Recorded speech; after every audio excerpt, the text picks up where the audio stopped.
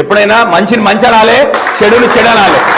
మంచిని మంచి అనాలే, చెడుని చెడు అనాలి. రాజకీయాల్లో మన అందరం బతకనికి రాలే. రాజకీయం ప్రజలకు సేవ చేయడానికి ఒక విధానం. చాలా మందికి రాజకీయాలంటే కమిషన్లు ఇచ్చుడు, పైసలు తీసుకున్నాడు. డాక్టర్ సంజయ్ అంటే నన్ను కొనాలంటే ఇప్పుడు చాలా మంది నాయకులు పార్టీ మారిండ్రమ్మా. మా ఎమ్మెల్యే పక్కన ఎమ్మెల్యే, ఒక జైత్యాల ఎమ్మెల్యే పార్టీ మారిండు. అంటే చాలా మంది మారిండ్రు.